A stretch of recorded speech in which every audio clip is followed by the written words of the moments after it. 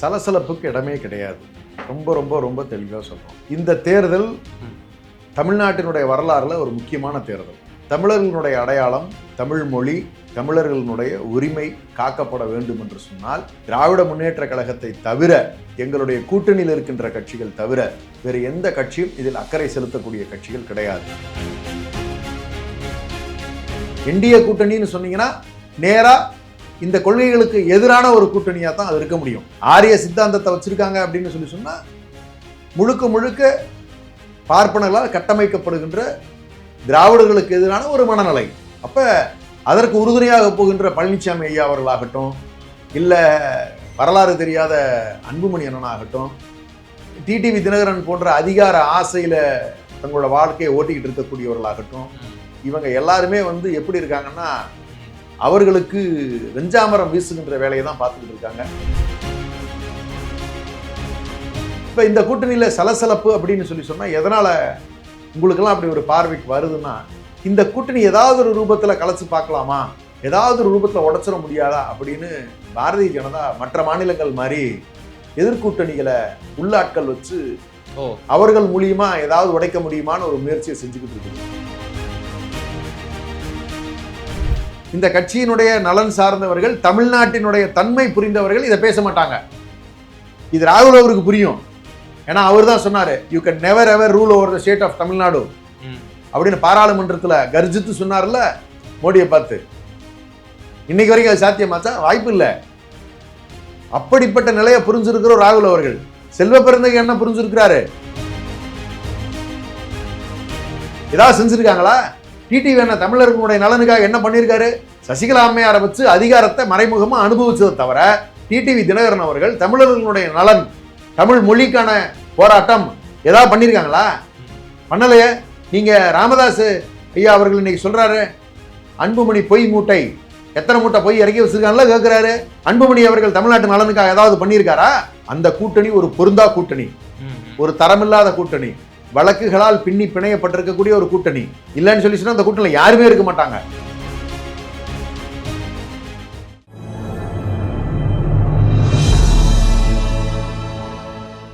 Tamil news நேயர்களுக்கு அன்பு வணக்கம். இன்றைய நேர்காணலில் நம்முடன் இருந்திருப்பவர் திராவிட முன்னேற்ற கழகத்தினுடைய செய்தி தொடர்பாளர் மரியாதைக்குரிய ராஜா தமிழ்மாறன் சார். சார் வணக்கம். வணக்கம் சார். சார், இன்னும் ஓரிரு தினங்களில் அஃபீஷியலாக திராவிட முன்னேற்ற கழகம் பேச்சுவார்த்தை கூட்டணி கட்சிகளுடன் ஈடுபட இருக்கிறாங்க சீட் ஷேரிங் சம்பந்தமாக. ஸோ அம்மையார் கனிமொழி அவர்களுடைய அண்மை கால ப்ரெஸ் மீட் கூடுதலான ஒரு எதிர்பார்ப்பை ஏற்படுத்தியிருக்கு. மேலும் புதிய கட்சிகள் எங்கள் கூட்டணிக்கு வர இருக்கிறாங்க அப்படின்னு சொல்லி ஏற்கனவே எல்லாரும் என்ன சொல்கிறாங்க, ஹவுஸ்ஃபுல் டிஎம்கே, ஏற்கனவே ஃபுட்போர்டு அடிக்கிறாங்கப்பா கூட்டணி கட்சிகள் அப்படின்ற மாதிரி பேச இருக்க, இன்னும் எங்கள் புதிய கட்சிகள் வர அப்படின்றாங்களே, அது யார் எதை கருத்தில் வச்சு சொல்கிறாங்க? தேமுதிகவை சொல்கிறாங்களா அப்படின்ற பல கேள்விகள் இருக்குது. இன்னொரு பக்கம் காங்கிரஸ் அவங்க சலசலப்புக்கு இன்னும் இடம் கொடுத்துக்கிட்டே இருக்கிறாங்க. என்ன போய் கொண்டிருக்கிறது திராவிட முன்னேற்ற கழக கூட்டணிக்கு? சலசலப்புக்கு இடமே கிடையாது. ரொம்ப ரொம்ப ரொம்ப தெளிவாக சொல்கிறோம். இந்த தேர்தல் தமிழ்நாட்டினுடைய வரலாறுல ஒரு முக்கியமான தேர்தல். தமிழர்களுடைய அடையாளம், தமிழ் மொழி, தமிழர்களுடைய உரிமை காக்கப்பட வேண்டும் என்று சொன்னால் திராவிட முன்னேற்ற கழகத்தை தவிர வேறு எந்த கட்சியும், எங்களுடைய கூட்டணியில் இருக்கின்ற கட்சிகள் தவிர வேறு எந்த கட்சியும் இதில் அக்கறை செலுத்தக்கூடிய கட்சிகள் கிடையாது. இந்த தலைமையிலான ஆட்சி மட்டுமே இதை மீண்டும் மீண்டும் நிலைநிறுத்துவதற்கான பணியில தன்னை நிலைநிறுத்தி இருக்கு. துவங்கப்பட்டதன் நோக்கமும் அதுதான். இன்று வரை அந்த நோக்கத்திலிருந்து பிறழாம இருக்கிற ஒரே ஒரு கட்சி திராவிட முன்னேற்ற கழகமும் அதில் சார்ந்து இருக்கக்கூடிய கூட்டணி கட்சிகளும் தான். இதை தவிர வேற எந்த கட்சி தேர்தலுக்கு வந்தாலுமே இந்த அஜெண்டால அவங்க இருக்காங்களான்னா கிடையவே கிடையாது. என்டிஏ கூட்டணின்னு சொன்னீங்கன்னா நேரா இந்த கொள்கைகளுக்கு எதிரான ஒரு கூட்டணியா தான் அது இருக்க முடியும். ஆரிய சித்தாந்தத்தை வச்சிருக்காங்க அப்படின்னு சொன்னா முழுக்க முழுக்க பார்ப்பனர்களால் கட்டமைக்கப்படுகின்ற திராவிடர்களுக்கு எதிரான ஒரு மனநிலை. அப்படிதான் ஜஸ்டிஸ் பார்ட்டி ஆரம்பிக்கும் போதே பார்ப்பனர் அல்லாத ஒரு சங்கத்திலிருந்து அது வருது. அப்ப அதற்கு உறுதுணையாக போகின்ற பழனிசாமி ஐயா அவர்களாகட்டும், இல்ல வரலாறு தெரியாத அன்புமணி அண்ணனாகட்டும், டிடிவி தினகரன் போன்ற அதிகார ஆசையில தங்களோட வாழ்க்கையை ஓட்டிக்கிட்டு இருக்கக்கூடியவர்களாகட்டும், எந்த ரூபத்திலையும் சிரமமே படாத ஜி.கே. வாசன் அண்ணன் ஆகட்டும், காங்கிரஸில் பெருமளவில் அனுபவிச்சுட்டு இன்னைக்கு வந்து உட்கார்ந்து சாப்பிட்ற ஜி.கே. வாசன் அண்ணன், இவங்க எல்லாருமே வந்து எப்படி இருக்காங்கன்னா அவர்களுக்கு வெஞ்சாமரம் வீசுகின்ற வேலையை தான் பார்த்துக்கிட்டு இருக்காங்க. அப்படி ஒரு கூட்டணி தான் அந்த பக்கம் போயிட்டு இருக்கு. இந்த பக்கம் யார் கூட்டணியில் இருக்காங்கங்கிறத நான் சொல்றேன். காங்கிரஸ் ஒரு காலத்தில் தமிழ் மக்களை, தமிழினுடைய மனநிலையை புரிஞ்சுக்காம இருந்த காலகட்டத்தில் தான் அவங்க மும்மொழி கொள்கை இம்ப்ளிமெண்ட் பண்ண ட்ரை பண்ணதாகட்டும், இல்லை இந்திய திணிக்க முயற்சி பண்ணதாகட்டும், ஒரு மிசா கொடுமையை கொடுத்ததாகட்டும், அதெல்லாம் வந்து தமிழர்களை புரிந்து கொள்ளாத நிலையில் இருந்த பொழுது திராவிட முன்னேற்ற கழகத்தினுடைய தலைவர்கள் ஏன் இதெல்லாம் சொல்றாங்கிறத புரிந்து கொள்ளாத நிலையில் தான் அப்படிப்பட்ட இம்ப்ளிமெண்டேஷன்லாம் நடத்தினாங்க. இப்ப பாரதிய ஜனதா எப்படி புரியாம ஒன்று செஞ்சுக்கிட்டு இருக்கு பார்த்தீங்களா? அந்த மனநிலையில ஒரு காலகட்டத்தில் காங்கிரஸ் இருந்துதான். ஒரு காலகட்டத்திற்கு பிறகு இல்லை, அவர்களுடைய உரிமைகள் கேட்கின்ற உரிமைகள் நியாயமானது தான், அந்த இனம் அப்படிப்பட்ட ஒரு பெரிய வரலாற்றை கொண்டிருக்கக்கூடிய ஒரு சிறந்த இனம், அவர்கள் பூர்வகுடிகள், அவர்களுடைய கோரிக்கைகள் நியாயமாக தான் இருக்கு, அவர்கள் மொழியை பாதுகாக்கிறது அவங்க கேட்குற உரிமை தப்பு இல்லையே, அவங்களுடைய அடையாளங்கள் அழிக்கப்படக்கூடாதுன்னு நினைக்கிறது சரிதானே, அப்போ அவங்க கேட்குறது யூனிட்டி இன் டைவர்சிட்டி தானே, பன்முகத்தன்மையில் ஒற்றுமை வேணும்னு தானே அவங்க வந்து கேட்குறாங்க, அது கேட்குறது தப்பு இல்லையேன்னு காங்கிரஸ் உணர்ந்த பிறகு தான் திராவிட முன்னேற்ற கழகமும் காங்கிரஸும் ஒரு நல்ல புரிதலுக்கு வந்தாங்க. அதுக்கு பின்னாடி காங்கிரஸ் வந்து தமிழ்நாட்டில் எந்த விதமான நெருடல்களையும் ஏற்படுத்தலை. அப்படி தான் நம்ம வந்து பார்க்குற கடந்த காலங்களில். அண்ணன் திருமாவளவன் அவர்கள் விசிகே எடுத்துக்கோங்க, அவர் இந்த பூர்வ குடிகளுக்காக, தன்னுடைய உரிமைகளுக்காக, அவர்களுக்காக குரல் கொடுத்து தமிழர்களுடைய நலன் சார்ந்து முடிவெடுக்கக்கூடிய ஒரு பெரும் தலைவர், பெரும் களப்போராளி. அவர் தமிழர்களுடைய நலனுக்கு எதிரான முடிவுகள் எந்த காலத்திலையும் அவர் எடுத்தது கிடையாது, எடுக்கவும் மாட்டார். புரியாத பொழுது மக்கள் நல கூட்டணி போன்ற ஒரு சில நிகழ்வுகள் இருந்திருக்கலாம், ஒருவேளை அதுக்கு ஒரு வாய்ப்பு இருந்திருக்குமோ அப்படின்னு ஒரு நம்பி இருக்கலாம். இல்லை, அது தவறான முடிவுன்னு ஒரு காலகட்டத்துக்கு பிறகு அவர்கள் அதை ட்ரையல் பண்ணி பார்த்துட்டு இல்லை அது சரியா இல்லைன்னு தான் அவர் விசிகே என்னன்னாகட்டும், திராவிட முன்னேற்ற கழகத்தை விட்டு பிரிந்து போய் இன்று மீண்டும் இல்லை நம்ம சரியான முடிவு எடுக்காம விட்டுட்டோம் அதிமுகவா அப்படின்னு வந்த அண்ணன் வைகோ அவர்களையும் எங்களுடைய தலைவர் அவர்கள் இல்லை என்னுடைய சகோதரன் அப்படின்னு உரிமையோட இன்னைக்கு வந்து அவருக்கு எல்லா விதத்திலையும் உறுதுணையாக இருக்கக்கூடிய அண்ணனாக இருந்து கொண்டிருக்கிறார். இப்படி தமிழர்களுடைய நலன் சார்ந்து எடுக்கக்கூடிய முடிவுகளை ஆதரிக்கக்கூடிய கூட்டணி தான் இந்த திராவிட முன்னேற்ற கழகத்தின் தலைமையிலான தமிழ்நாட்டு கூட்டணி.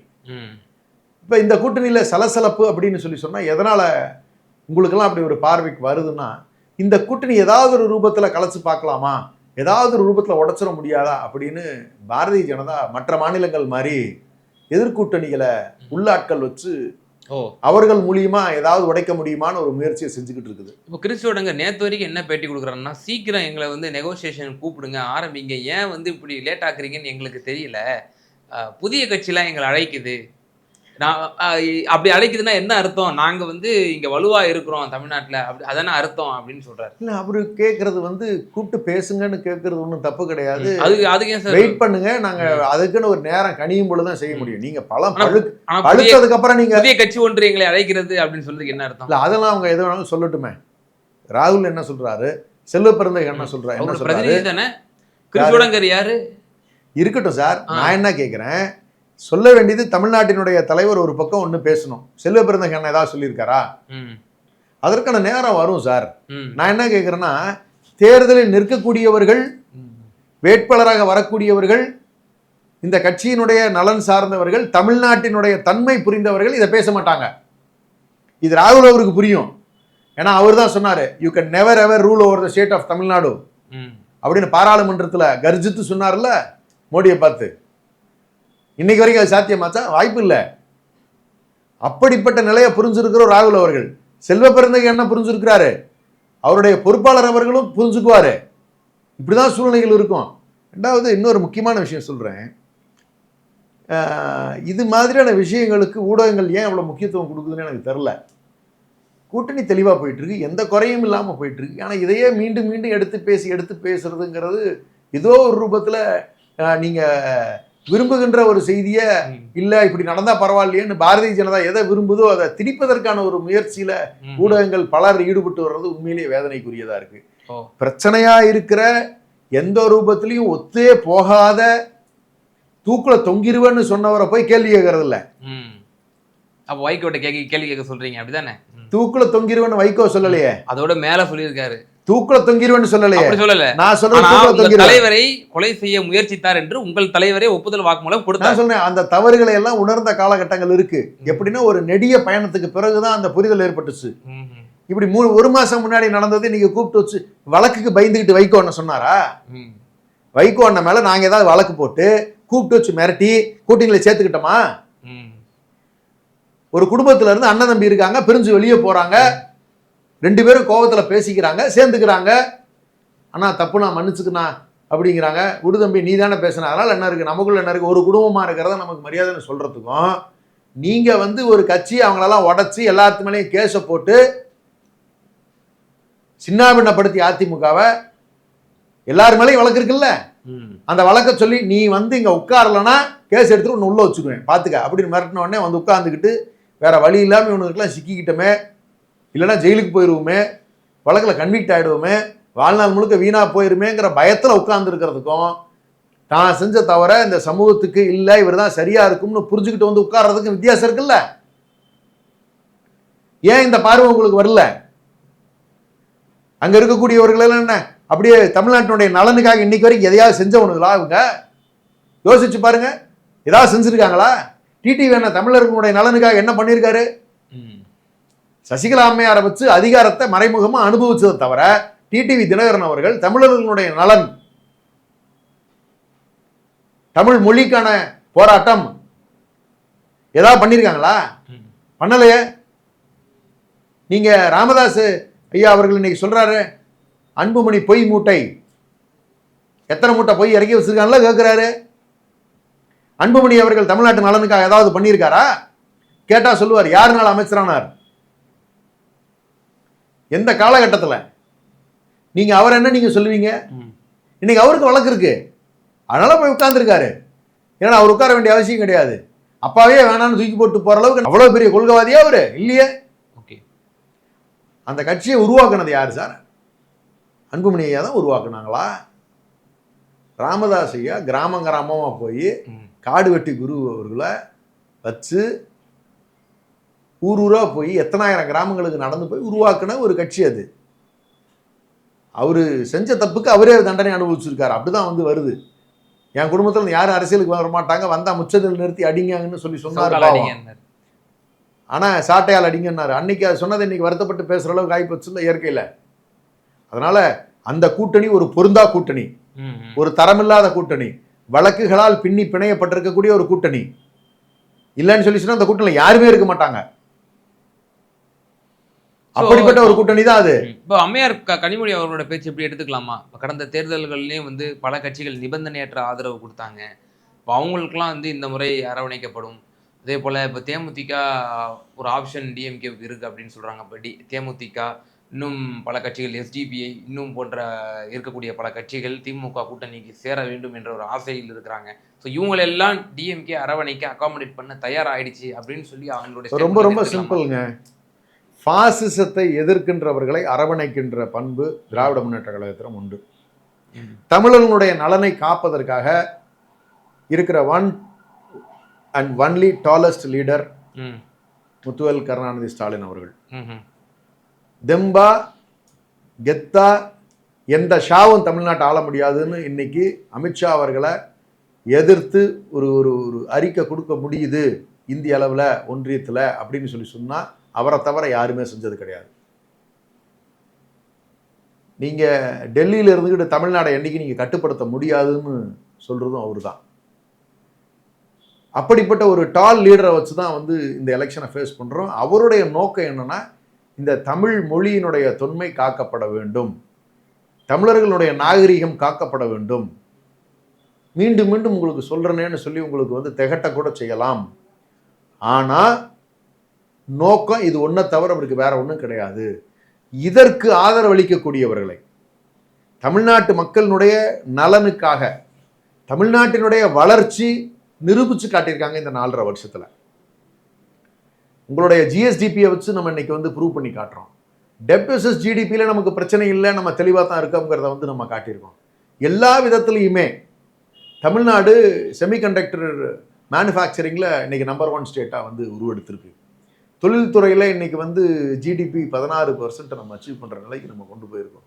அப்படிங்கும்போது இவ்வளவு பெரிய வளர்ச்சி தொடர வேண்டும் என்று நினைக்கின்றவர்கள், தமிழ்நாட்டு மக்களுக்கு நல்லது நடக்க வேண்டும் என்று நினைக்கின்றவர்கள் எங்களுடைய கூட்டணிக்கு வருவதில் எந்த தவறு எதுவும் இல்லை. அவர்களை வரவேற்க தயாராக இருக்கிறார். எப்படி அகாமடேட் பண்ணுறாருங்கிறது தான் அவருடைய அரசியல் தந்திரமாக நீங்கள் பார்க்க போகிறீர்கள். ஓ, அப்போ மேலும் பல கட்சிகளினுடைய வருகையை இதன் மூலம் நீங்கள் உறுதிப்படுத்துறீங்க இந்த வரக்கூடிய சட்டமன்ற. இந்த நோக்கம் இருக்கின்றவர்கள் இதை நோக்கி வருவதில், அதை ஏற்றுக்கொள்வதில் எங்களுடைய தலைவர் தெளிவாக இருக்கிறார். அதில் என்ன தப்பு இருக்கு? நோக்கம் இதுதானே. இப்போ அண்மை காலத்தில் இப்போ திருமாவளவன் அவர்களும் ராமதாஸ் ஐயாவை கடுமையாக விமர்சனம் பண்ணி பல ஸ்டேட்மெண்ட்ஸை வந்து கடந்த வார காலகட்டத்தில் பார்த்தோம்னா பொது மேடைகளில் விமர்சனம் பண்ணுறாரு. தமிழ் குடிதாங்கி என்று வட்டம் கொடுத்தவர் திருமாவளவன் அவர்கள். மருத்துவர் ஐயா அவர்கள் வந்து இருவரும் ஒரு சேர கரம் கோர்த்தால் இந்த தமிழகம் வந்து செழிப்பாக இருக்கும் அப்படின்னு நீங்களே. இல்லையே, நான் சொல்லலையே. அவர்கள் பட்டம் கொடுத்தாருன்னு தானே சொல்லியிருக்கேன். தமிழர்களுடைய நலனுக்காக எடுக்கக்கூடிய முடிவுகள் சரியாகத்தான் இருக்கும். இன்னார் வரக்கூடாது, இன்னார் வரணும்னு சொல்றதுல எனக்கு அந்த அதிகாரம் இல்லைல்ல. ஆனால் தமிழருடைய நலனுக்காக இவர்கள்லாம் சேர்த்துதை எங்கள் தலைவர் விரும்புகிறாருங்கிறத சொல்கிறதுக்கு எனக்கு உரிமை இருக்குல்ல. எந்த லிமிட்டில் நான் பேசலாம், எந்த லிமிட்டில் நான் பேசக்கூடாதுன்னு இருக்குல்ல. அப்படி பார்க்கின்ற பொழுது எனக்கு கொடுத்துருக்கக்கூடிய அந்த உரிமையானது, அதிகாரமானது, விருப்பங்களை, கட்சியோட விருப்பங்களை தான் நான் இங்கே பிரதிபலிக்க முடியும். அப்போ இந்த தமிழர் நலன் சார்ந்த விஷயங்களுக்கு யாரெல்லாம் கான்ட்ரிபியூட் பண்ணுறாங்களோ அவர்களை இணைத்து தான் இந்த தேர்தல் சந்திக்க போகிறோம். ஸோ அப்போ ராமதாஸ் ஐயா விவகாரத்தில் கிளியர் கட்டாக அவங்களால சொல்ல முடியல. யாருமே சொல்ல முடியாது. எப்படி சொல்ல முடியும்? அரசியல் கணக்குகள் நிறைய இருக்கின்றன. அரசியல் ரொம்ப முக்கியம் என்ன தெரியுங்களா? உங்களோடு இருக்கின்றவர்களை தக்க வைப்பதும், அவருடைய நம்பிக்கை குறையாமல் பார்த்து கொள்வதும், ஓகே, புதிதாக வர விரும்புகின்றவர்களை சேர்த்து கொள்வதில் இருக்கக்கூடிய தந்திரமும், அல்லது அவர்களுக்கு நம்பிக்கை கொடுக்கக்கூடிய வகையில் இருக்கக்கூடிய அணுகுமுறையும், இருக்கிறவர்களுக்கு சரியான முடிவுதான் என்று சிந்திக்கிற வகையில் அவர்களையும் விட்டு கொடுக்காம எல்லாரையும் அரவணைச்சு போகிறது தான் அரசியல் பண்பு.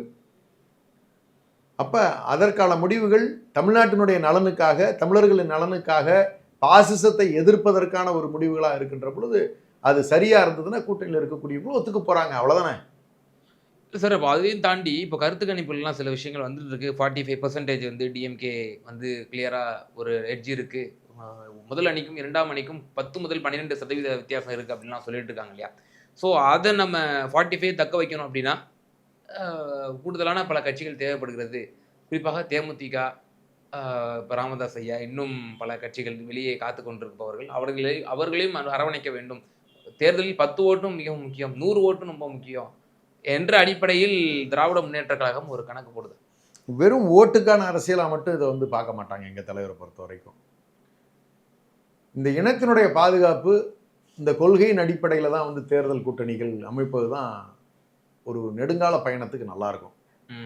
அதில் வந்து தலைவர் காம்ப்ரமைஸ் பண்ண மாட்டாங்க. வெறும் ஓட்டுக்குன்னு கணக்கு போட்டு இவர் இத்தனை சதவீதம், இங்கே வந்தால் இது 4%, இங்கே வந்தால் 3%, இங்கே வந்தால் 8%ன்னு அந்த சதவீத கணக்குகளின் அடிப்படையில் போட்டோம்னு சொன்னால் அந்த கூட்டணிகள் வெற்றி பெற்ற வரலாறு இல்லை. ஒவ்வொரு தேர்தலும் ஒவ்வொரு வெவ்வேறு சூழ்நிலைகளால் உருவாக்கப்படுகின்ற தேர்தல். இன்னும் சரியாக சொல்லணும்னு சொன்னால் ஒவ்வொரு தேர்தலுக்கு முன்னாடி இருக்கக்கூடிய தமிழ்நாட்டினுடைய சூழல் வேற. பொதுப்படையாக இருக்கக்கூடிய ஒரு செய்தி என்னன்னு கேட்டிங்கன்னா, தமிழ்நாட்டு நலன் சார்ந்த எடுக்கக்கூடிய முடிவுகள் மட்டுமே நன்மை பயக்கும். இந்த மாதிரி பர்சன்டேஜ் கால்குலேஷனை வச்சு பேசணும்னா அதில் உறுதியாக வந்து பாசிட்டிவ் ரிசல்ட் இருக்கிறதுக்கு வாய்ப்பு இல்லை. ஏன்னு கேளுங்களேன், 2 வெவ்வேறு எதிரணியில் ரொம்ப கருத்து வெவ்வேறு பேசியிருக்கக்கூடியவர்களை சேர்க்கும் பொழுது அதில் சார்ந்து இருக்கக்கூடியவர்களும் அதை சரின்னு நினச்சவங்களும் விலகிடுவாங்க, இவங்களை சரின்னு நினச்சவங்களும் விலகிடுவாங்க. அப்போ அந்த பர்சன்டேஜ் வந்துச்சான்னு சொன்னால் கன்சால்டேட் ஆகிருக்காது. அப்போ ஒரு கூட்டணி உருவாகிறது அப்படின்னா ஒரு நெடுங்காலமாக ஒரு புரிதலோட ஒரு நோக்கம் தெளிவாக இருந்து கொள்கைகள் சரியாக இருந்தால் மட்டும்தான் அந்த கூட்டணி தொடர்ச்சியாக வெற்றி பெற முடியும். இல்லைன்னா அதிமுக மாதிரி நீங்கள் இந்த எலெக்ஷனுக்கு பிறகு நீங்கள் சொல்லுவீங்க, எழுதி வச்சுக்கோங்க, அது பொருந்தா கூட்டணி, வெற்றி பெறவில்லை. அங்கே இருக்கக்கூடியவர்கள் தலைவர்கள் வேண்டுமானா வந்து இஷ்டத்துக்கு திட்டிக்கிட்டாங்க, திரும்ப சேர்ந்துக்கிட்டாங்க, கீழே இருக்கிறவங்க சேர்ந்துக்கவே இல்லை. ஓகே. ஏன்னா கீழே சண்டை போட்டுட்டு நீ வேற நான் வேறன்னு அடிச்சுக்கிட்டு இருந்துட்டு இப்போ திரும்ப நீ இல்லை நாங்கெல்லாம் சேர்ந்துக்கிட்டோம் நீங்கள் போய் சேர்ந்துக்கன்னு சொல்லி சொன்னால் அவன் களத்தில் போய் சந்திக்கணும்ல.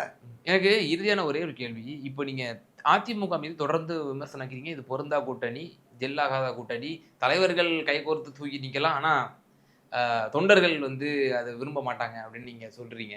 திராவிட முன்னேற்ற கழகம் இன்டாக்டா இந்த கூட்டணி இருந்து வெற்றி கூட்டணியாக இருந்தாலும் இந்த சட்டமன்ற தேர்தலில் ஒரு சிக்கலை சந்திக்குமா அப்படிங்கிற ஒரு கேள்வி, ஒரு நுட்பமான ஒரு கேள்வி இருக்கு. நம்முடைய முதலமைச்சர் கட்சிகளை அரவணைக்கக்கூடிய தன்மை கொண்டவர், யாரையும் வந்து வெளியேற சொல்ல மாட்டார் அப்படின்ற ஒரு தன்மை கொண்டவர். ஆனால் நேர் எதிர் துருவத்தில் இருக்கக்கூடிய கட்சிகளோடும் அவர்களையும் வைத்து அவர்களுக்கு எதிராக அரசியல் செய்வர்களையும் நம்ம வந்து அரவணைக்கிறோமா அப்படிங்கிற ஒரு சிக்கல்கள் இருக்கா இந்த கூட்டணியில் அப்படிங்கிற ஒரு கேள்வி இருக்குது. உதாரணத்திற்கு கொங்கு ஈஸ்வரன் அவர்கள், அவருக்கு எதிராக அண்ணன் தனியரசு அவர்கள் அரசியல் செய்தவர், அவரையும் வந்து நம்ம அகாமடேட் பண்ணணும்னு நினைக்கிறோம். அப்போ அந்த இடத்துல என்ன மாதிரி ஆகும்? அதே போல் வைகோ அவர்கள், மதிமுக பொதுச் செயலாளர் அவர்கள், அவருக்கு எதிராக இப்போ புதிதாக கட்சி துவங்கி இருக்கக்கூடியவர் திராவிட வெற்றி கழகம் என்ற பெயரில் மல்லை சத்யா அவர்கள் இன்னைக்கு என்ன பிரஸ் மீட் கொடுக்குறாரு, அவர் கடைசியில் என்ன முடிவான எடுக்கலாம். வைகோ வந்து எடுத்தவர் தான், இந்த கலைஞர்கிட்ட கோபாலபுரத்தில் வந்து சீட்டு வாங்கிட்டு போனவர் மறுநாள் வந்து அம்மையார் ஜெயலலிதாட்ட போய் கூட்டணி வச்சவர், அதனால அவர் தேர்தல் சமயத்தில் மாறிடுவார் அப்படின்னு சொல்லி இப்போ ஒரு ஸ்டேட்மெண்ட் விடுறாரு. ஆனால் உங்களுக்கு அவர் தோழமை சக்தியாகவும் திமுக ஆட்சிக்கு வர வேண்டும் என்று அவரும் நலம் விரும்பியாக இருக்கிறார். இப்படி பல முரண்பாடுகள் வந்து தேர்தல் சமயத்தில் வெடிப்பதற்கான சாத்தியங்கள் இருப்பது போல் தானே தெரிகிறது. நீங்கள் அப்படி எடுத்துக்க வேண்டாம், இன்னமும் கூட்டணி இன்டாக்டா இருக்குங்கிறத எடுத்துங்க. கூடுதலாக கட்சி வச்சிருக்கக்கூடியவர்கள் வந்து சேர விருப்பத்தை தெரிவிக்கிறதுக்கு ஆதரவு நிலை எடுப்பதற்காக அவங்களுடைய விருப்பத்தை தான் சொல்லிக்கிட்டு இருக்காங்க. இப்போ வைகோன்னு இருக்காரு, மல்லை சத்யாண்ணன் வெளியே போயிருக்காருன்னு சொல்லி சொன்னால் அவருடைய விருப்பத்தை அவர் தெரிவிக்கிறாரு. நாங்கள் வைகோண்ணன் கூட சரியாக இருக்கோம்னு தானே இன்றைக்கும் பயணிச்சுக்கிட்டு இருக்கோம். எல்லா மேடைகள்லையும் கூட தானே இருக்காரு, எங்களுக்குள்ள எந்த நெருடலும் இல்லையே. ஈஸ்வரன் அண்ணன் இருக்காரு, தனியரசு இருக்காங்கன்னா அவங்க ரெண்டு பேருமே கொங்கு சமுதாயத்தினுடைய ஒரு ரெப்ரசன்டேட்டிவாக தான் வந்து பார்க்கப்படுகிறது. ஈஸ்வரன் அண்ணனோட எங்களுடைய உறவு சரியாக தானே இருக்குது, அவருக்கு எங்களுக்கு எந்த விதத்துலையும் ஒரு நெருடலுங்கிறது வரவே இல்லையே. 5 ஆண்டு காலமாக நீங்கள் பார்க்கின்ற பொழுது எங்கேயுமே பிரச்சனைக்கு உண்டானது இல்லையே. கூடுதலாக தனியரசு அவர்கள் இல்லை இதுதான் சரியான கூட்டணியாக இருக்கும், இங்கே தான் மரியாதை இருக்கும், இந்த தமிழ்நாட்டுக்கு பாசிசம் சக்தி எதிர்க்க வேண்டும் என்று சொன்னால் தமிழ்நாட்டு மக்களினுடைய மனநிலை இந்த திராவிட முன்னேற்ற கழகத்தினுடைய கூட்டணிக்கு தான் நம்ம போகிறது தான் சரியாக இருக்கும், அவருடைய விருப்பத்தை வந்து அவர் தெரிவிக்கிறதுக்கு, ஆதரவை தெரிவிக்கிறதுக்கு அவங்க விரும்புகிறாங்க. அதை வரவேற்கிறோம். அதை எப்படி அகாமடேட் பண்ணுறாருங்கிறது தலைவர் தான் முடிவெடுக்கணும். ஓகே. இன்னொரு விஷயத்தை நீங்கள் கவனித்து பாருங்கள், எஸ்டிபி ஆகட்டும், நீங்கள் சொல்லுகின்ற தனியரசு ஆகட்டும், மல்லை சத்யாவாகட்டும், அதிமுக என்டிஏ கூட்டணிக்கு போகிறோம்னு சொல்லியிருந்தாங்கன்னு சொன்னால் நீங்கள் கேட்குறதுல ஒரு நியாயம் இருக்குது. அவர்கள் திராவிட முன்னேற்ற கழகம் தான் சரியான முடிவெடுக்கிறதுனால தானே சிதறி வெளியே நிற்கின்ற கட்சிகள் கூட வருவதற்கு விருப்பம் தெரிவிக்கிறார்கள். இல்லை, இதுலேயும் எனக்கு கேள்வி இருக்குது. ஒழுங்காக இருக்கக்கூடிய கூட்டணியில் குழப்பம் ஏற்படுத்துகிற மாதிரி கருத்துக்கள்லாம் இப்போ இதில் இல்லையா? அப்போ இவங்க யாரோட கைப்பாவைகளாக செயல்படுகிறார்கள் ஒரு கேள்வியும் இப்போ இதில் உள்ளடங்குமே. அதுக்கான அர்த்தமே அதில் வரலையே. ஏன்னு கேட்டிங்கன்னா அவங்க விருப்பத்தை வரணும்னு ஆசைப்படுறாங்க. யாரை வெளியே தள்ளிட்டு யாரை வெளியே தள்ளலாம் முடியாது. அவர் ஸ்டேட்மெண்ட் எதுவும் கொடுக்கலாம், பட் இருந்தாலும் தலைவர் எவ்வளவு அகாமடேட்டிவா வச்சிருக்காரு, என்ன பண்ண போறாருங்கிறது இன்னமும் வந்து உங்களுக்கு தெரியாதுல்ல. ஆனா அவருடைய விருப்பம் எதை நோக்கி இருக்கு, நான் இன்னாரோடு போகணும்னு விருப்பம் தெரிவிக்கிறதுக்கான காரணம் சரியான கூட்டணி இதுதான் அப்படிங்கிறத முடிவெடுத்ததுனால தானே இதுக்குள்ள வந்துட முடியாதா அப்படிங்கிற ஒரு நோக்கம் வந்து அவங்களுக்கு வருது இல்ல. நீங்க ஒருவேளை என்டிஏ கூட்டணிக்கு நான் போகணும்னு சொல்லி வெளியே இருக்கக்கூடியவர்கள் எல்லாம் ஒரு சாரார் அங்க போனா பரவாயில்லையே. அப்ப ஒரு விஷயம் தெளிவாயிடுச்சா, வழக்கு இருக்கக்கூடியவர்கள் மட்டும்தான் என்டிஏ கூட்டணியில் இருக்காங்க. வழக்கு இல்லாம அரசியல் பண்ணுகின்ற ஒரு சின்ன கட்சியா இருந்தா கூட அது யார் கூட போகணும்னு விரும்புது? திமுக, திராவிட முன்னேற்ற கழகத்தினுடைய தலைமையில் இருக்கக்கூடிய கூட்டணிக்கு தான் வரணும்னு விரும்புது. அப்ப ரொம்ப கிளியரா டிஃபைன் ஆகுது இல்ல, எது தமிழ்நாட்டு நலனுக்காக இருக்கு, எது வழக்குகளால அந்த பூ கட்டியிருக்காங்கன்னு அவங்க சொல்றாங்க இல்லையா.